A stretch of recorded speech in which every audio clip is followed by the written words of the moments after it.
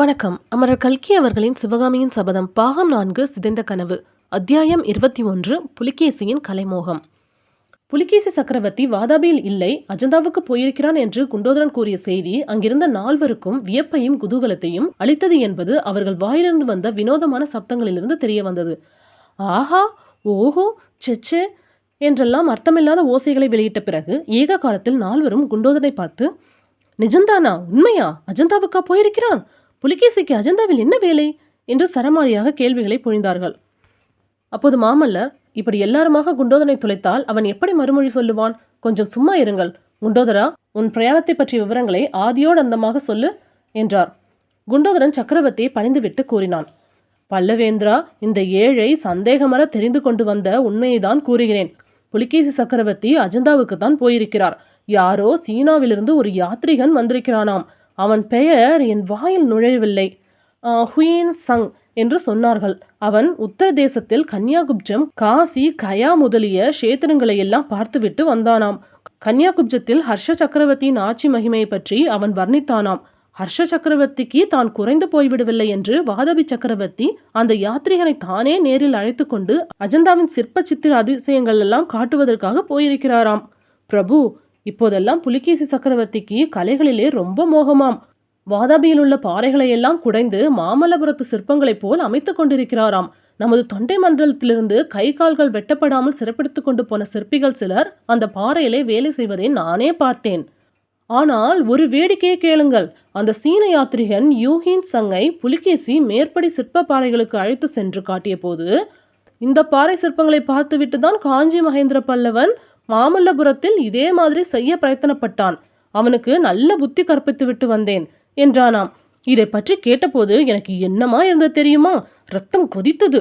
வாதாபி நார்ச்சந்தியில் உள்ள ஜெயஸ்தம்பத்தில் காஞ்சி மகேந்திர பல்லவரை வாதாபி புலிகேசி புறங்கண்டதாக எழுதியிருக்கும் பொய்யும் இன்னும் அப்படியே தான் இருக்கிறது. பிரபு, இதற்கெல்லாம் காலம் இன்னும் 3 மாதம்தானே என்று மனதை திடப்படுத்தி கொண்டு திரும்பி வந்தேன். வாதாபியில் யுத்த ஏற்பாடுகள் ஒன்றுமே நடக்கவில்லை. இந்த வருஷம் நம்முடைய படையெடுப்பை அவர்கள் எதிர்பார்க்கவே இல்லையாம். வாதாபி சைனியம் வடக்கே நர்மதை கரையிலும் கிழக்கே வேங்கியிலுமாக சிதறி கிடக்கிறது. இவ்விதம் குண்டோதரன் சொல்லி சற்று நிறுத்தியதும் மாமல்லர் பரஞ்சோதியை பார்த்து, சேனாதிபதி, பார்த்தீரா, நம் சத்ருக்னனுடைய யுக்தி இவ்வளவு நன்றாக பலிக்கும் என்று நாம் கூட எதிர்பார்க்கவில்லை அல்லவா என்றார். சத்ருக்னன் அப்போது பணிவான குரலில், பல்லவேந்திரா, அடியேனுடைய யுக்தி என்று ஏன் சொல்லுகிறீர்கள்?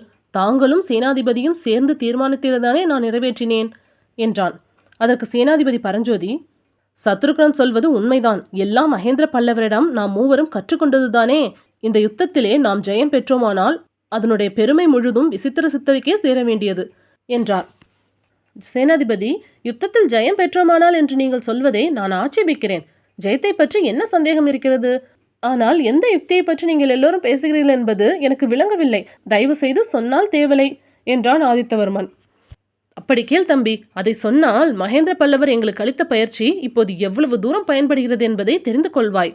சென்ற 9 வருஷமாக நானும் சேனாதிபதியும் இந்த படையெடுப்புக்காக ஆயத்தம் செய்து வந்தபோது சத்ருக்கனுடைய ஒற்றற்படை மிக திறமையாக வேலை செய்து வந்தது. நம் ஒற்றற்படையிலே சிலர் சத்ருக்கனுடைய தூண்டுதலின் பேரில் நம் யுத்த ரகசியங்களை வாதாபி சக்கரவர்த்திக்கு விற்பனை செய்ய தொடங்கினான். முதலில் சில காலம் உண்மையான தகவல்களையே அனுப்பி கொண்டிருந்தபடியால் புலிகேசிக்கு நம்பிக்கை ஏற்பட்டது. 3 வருஷத்துக்கு முன்னால் இந்த வருஷம் பல்லவ சைனியம் வாதாபியின் மேல் படையெடுத்து வரப்போகிறது என்று செய்தி போயிற்று. புலிகேசி அதை நம்பி பெரிய ஆயத்தங்களை செய்தான். ஆனால் பல்லவ சைனியம் வராமல் ஏமாந்தான். இப்படியே 3 வருஷம் ஏமாந்த பிறகு புலிகேசி கோபம் கொண்டு பழைய ஒற்றர்களை எல்லாம் தள்ளிவிட செய்தான். புதிய ஒற்றர்கள் இந்த வருஷத்தில் வாதாபி மேல் படையெடுக்கும் உத்தேசமே இங்கு இல்லை என்றும், மானவன்மனுக்கு இலங்கையை பிடித்துக் கொடுப்பதற்காகவே பல்லவ சைனியம் சேகரிக்கப்படுகிறதென்றும் செய்தி அனுப்பினார்கள்.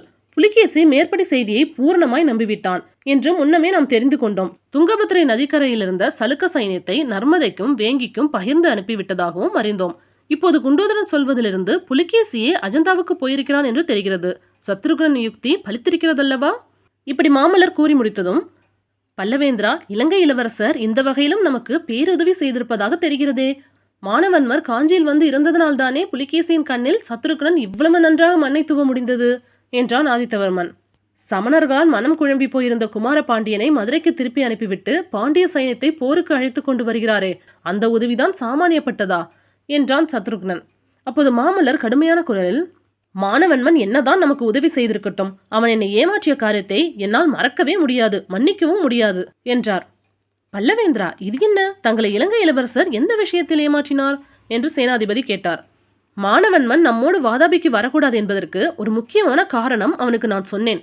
போர்க்களத்தில் ஒருவேளை அவன் வீர சொர்க்கம் போகும்படி நேர்ந்துவிட்டால் இலங்கை ராஜவம்சத்தில் சன்னதியற்று போய்விடும்.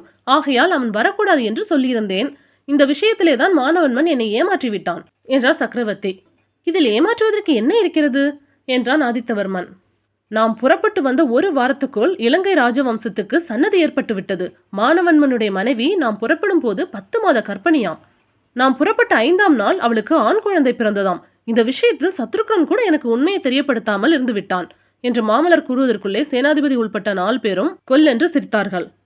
இதற்கிடையே, ஓஹோ, இப்போது தெரிந்தது என்றான் குண்டோதரன். உனக்கு என்ன தெரிந்தது இப்போது புதிதாக என்று மாமல்லர் கேட்டார்.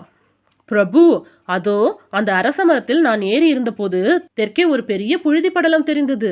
ஏதோ படை திரண்டு வருவது போல் தோன்றியது. எந்த சைனியம் இப்படி சக்கரவர்த்திக்கு பின்னால் வருகிறது என்று யோசித்தேன். தாங்கள் பேசிக்கொள்வதிலிருந்து இலங்கை இளவரசன் தான் பாண்டிய சைன்யத்துடன் அவசரமாக வருகிறார் என்று தெரிகிறது என்றான் குண்டோதரன். ஓஹோ, அதற்குள் வந்து விட்டானா என்று மாமல்லர் கூறிய போது நிலா வெளிச்சத்தில் அவருடைய முகமலர்ச்சி நன்றாக தெரிந்தது. பிறகு அவர் பரஞ்சோதியை பார்த்து, சேனாதிபதி, ஆகக்கூடி நீங்கள் எல்லோரும் என்னதான் சொல்லுகிறீர்கள்? மானவன்மனுடைய தவறை மன்னித்து அவனை நம்மோடு அழைத்து போக வேண்டும் என்று சொல்லுகிறீர்களா என்று கேட்டார். ஆம் பிரபு, அழைத்து போக வேண்டியதுதான் என்று சேனாதிபதி கூறிய குரலில் ஓரளவு தயக்கம் இருக்கத்தான் செய்தது. அப்படியானால் ஒன்று செய்யுங்கள். நீங்கள் மூவரும் கொஞ்சம் முன்னால் நதியை கடந்து சென்று இன்றிரவு சைனியம் தங்குவதற்கு வேண்டிய ஏற்பாடுகளை கவனியுங்கள். நானும் குண்டோதரனும் இங்கேயே இருந்து மானவன்மனை அழைத்து வருகிறோம். குண்டோதரனிடம் நான் கேட்க வேண்டிய விஷயங்கள் சில இருக்கின்றன என்று மாமல்லர் கூறவும், குறிப்பறியும் ஆற்றல் வாய்ந்த அறிவாளிகளாகிய மற்ற மூவரும் உடனே கிளம்பி சென்று நதியில் அவர்களுக்காக காத்திருந்த படகில் ஏறிக்கொண்டார்கள். அவர்கள் சென்றதும் மாமல்லர் குண்டோதரனை ஏறிட்டு பார்த்தார். மெல்லிய குரலில் குண்டோதரன், பல்லவேந்திரா, வாதாபியில் ஆயனரின் குமாரியை பார்த்தேன். சௌக்கியமா இருக்கிறார். நம்முடைய வரவை இரவும் பகலும் எதிர்பார்த்து கொண்டிருக்கிறார் என்றான். அந்த பாதகியின் சௌக்கியத்துக்கு என்ன குறைவு? சௌக்கியத்தையும் சாந்தத்தையும் இழந்து தவிப்பன் நான் அல்லவா என்று நரசிம்மவர்மர் முணுமுணுத்தார். ஹாய் ஃப்ரெண்ட்ஸ், உங்களுக்கு இந்த கதை பிடிச்சா லைக் பண்ணுங்கள், ஷேர் பண்ணுங்கள், மறக்காமல் சப்ஸ்கிரைப் பண்ணுங்கள். தேங்க்யூ.